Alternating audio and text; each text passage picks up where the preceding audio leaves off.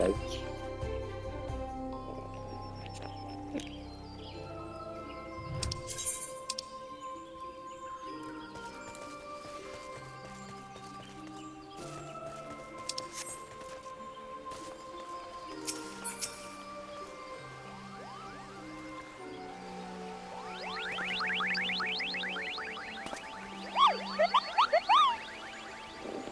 please, you have to stop them, but you must kill them. They're not bad murals, Kupo. They're just misguided. A gentle, no, firm thrashing is another, yes, but no. Calm yourself, Kupo Cop. Can you not see that he hasn't a faintest idea what you're talking about? Be quiet this distance. Pray forgive his witless outburst, sister. Most grateful that am I that you have come, Joseph, and upon such short notice. Truly, Grenadier could not wish for a more stalwart ally. But you are doubtless eager to know wherefore we summon you. Our friend Kupluk has brought to us news of a most unsettling development. It would seem the good King Mughal Mark XII has returned to Eorzea. A curious thing to hear, I know. Truth to tell, I myself cannot say for sure if he is a genuine free eager from history or some manifestation of Mughal mythology. Kuplu, he would have me believe the former.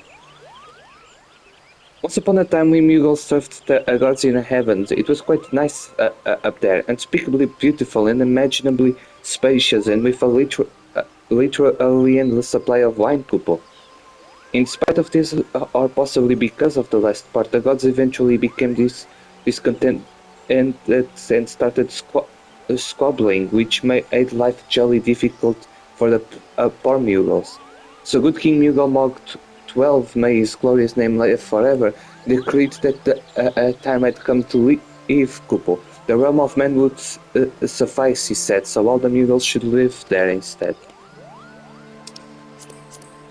Unfortunately, the two realms are so far apart that we couldn't safely fly down, but good King Mughal Mog XII, may his miraculous foresight ever be praised, knew exactly what to do, Kupo. He had a rope, you see, the longest one ever woven. This he nobly held while his subjects climbed all the way down to the world below. And that is how we Mughals came to this land, Kupo. All of us except good King Mughal Mog XII, may his courageous sacrifice never be forgotten. He alone would remain in the heavens so that Mughal kind might at last know peace. Except that he has not remained in the heavens from what I understand. That being your reason for contacting us, yes? I'll bet he tied the rope to something. Good thinking. Remind me again what the problem was with him returning to Eorzea? The problem either lies in the fact that he was summoned. It is a belief that good King Mughal Mog XII is a myth made manifest via means akin to those employed by the beast tribes in the summoning of their gods. Wait, you're saying a handful of Mughals with a boatload of crystals wished really, really hard and it just sort of appeared? Would that even work? What I cannot fathom is why they would even try. With Garuda humbled and the Ultima weapon destroyed, what new threat could have prompted them to take so drastic a measure? Might that not in itself be the answer? Twice in the last half-decade, Eorzea has been brought onto the very brink of destruction, only to be spared at the last by the heroics of a chosen few. To you who braved this tempest and survived by virtue of your own strength, this latest period of peace will doubtless seem a welcome respite. But to those who had... The fuck?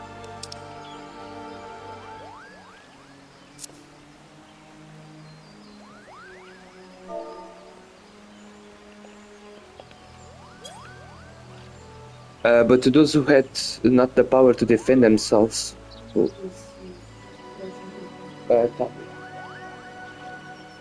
But to those who had not the power to defend themselves, who were spared only by another's grace, this is merely the calm before the storm. I think the Mughal's guard are afraid of what tomorrow will bring, and that bringings may not end so well as they did yesterday. The fear has driven them to call upon a greater power, one they believe can be relied upon to protect their loved ones and their homes, come what may.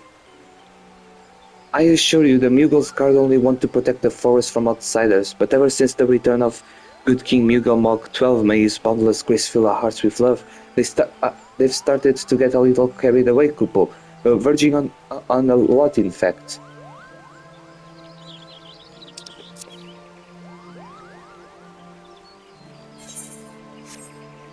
Like the Silsu summon Ramu, you mean?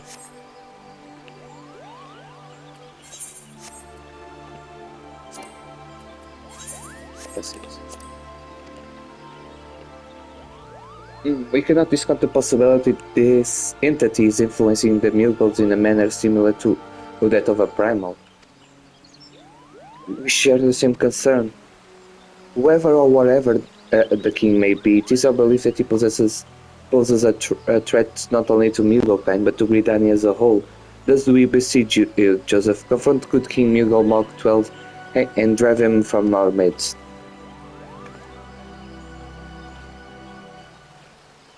Humbly I do thank you.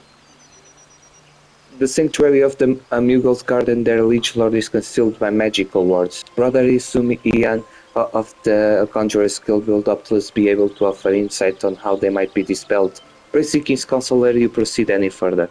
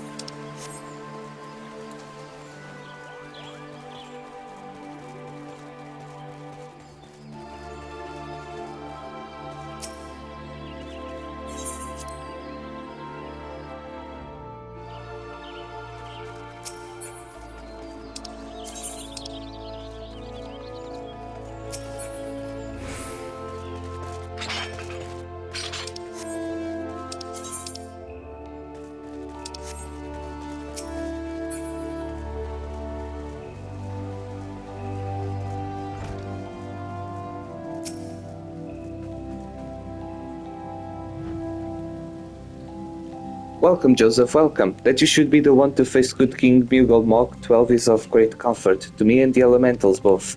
As I am sure you know, the Mughals are not by their nature a warlike race.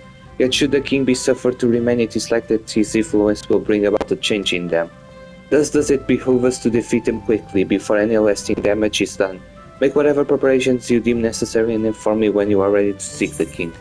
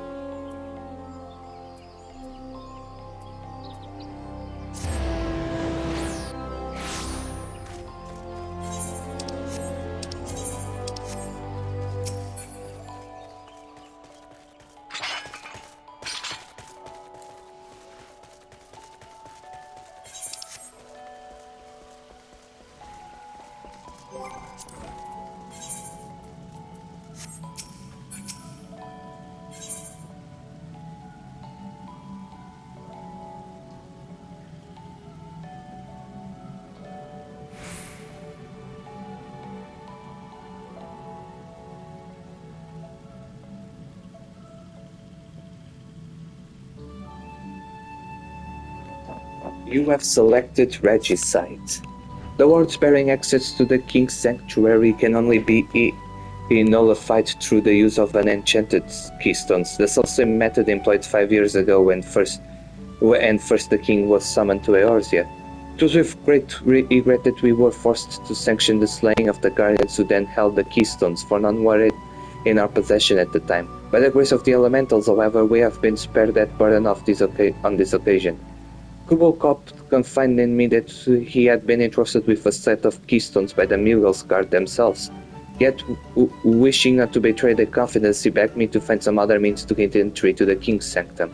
Alas, I have been unable to do so, and dare not labor any longer for fear that the Mughals might succumb to the corrupting influence of the Liege Lord. We must needs have Kubo Kop's keystones, Joseph. Pray go to him and beg his assistance. He awaits you at the West Shore Pier. Impress upon him our great need, and I am certain he will yield.